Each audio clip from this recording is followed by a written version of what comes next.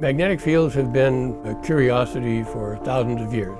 And so, of course, we know now that magnetic fields are generated by what's called dynamo action, the convective motion of an electrically conducting fluid. Even though we can map the Earth's magnetic field with extraordinary accuracy with satellites in orbit about the Earth, the one thing we can't do is see clearly through all the crustal magnetization that is right beneath our feet.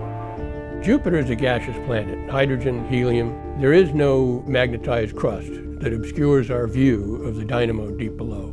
So the exciting part about the Jupiter mission is that we'll be able to image for the first time the magnetic field on the dynamo surface in a way that would never ever be possible on Earth. Jupiter is also the planet with the largest magnetic field. Its magnetosphere is huge. If you were to look up into the night sky, and if you could see the outline of its magnetosphere, which you can't, it would be about the size of the moon in the sky. It's a very, very large magnetosphere. In fact, in the Voyager program, we learned that the magnetic tail, the part of the magnetosphere that is drawn away from the sun, extends all the way out to the orbit of Saturn and in all likelihood beyond. It's a very large feature in our solar system. It's a pity we can't see it. Juno's the fastest spacecraft ever to venture into the outer solar system. It's the first to orbit pole to pole about Jupiter, and it's the most heavily shielded spacecraft that we've ever launched.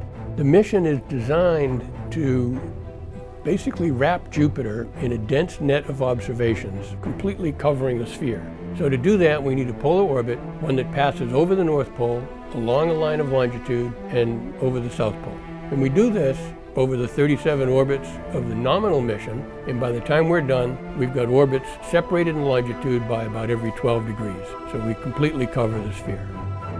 A magnetometer is, it's best to think of it as a fancy compass. Unlike a compass that just records the direction of the magnetic field, our instrument tells you both what direction the field is in and what the magnitude is. And we can measure that very, very accurately to 100 parts per million. Juno's magnetometer is another in a long line of magnetometers built here at Goddard Space Flight Center, following designs developed by Mario Cunha years ago. Our instrument is between 1 and 2 orders of magnitude more accurate than anything that's flown to Jupiter before. And of course, part of that is the result of the star cameras that we're able to fly with our sensors so that we can determine the absolute orientation in space of these sensors. If we did not know the orientation of the sensor as well as we can determine it with the star cameras, we would lose accuracy in the vector measurement. So we carry 4 star cameras with our 2 magnetometer sensors. These have to be held in the same orientation with respect to each other under very extreme environmental conditions. So we designed what we call a magnetometer optical bench. It's a special structure, about a square foot in size, that is made of a carbon silicon carbide material, almost impossible to machine. But once it's fabricated and the sensors are assembled, they act as one. And that's one of the reasons why we can achieve much higher accuracy than has ever been attempted before.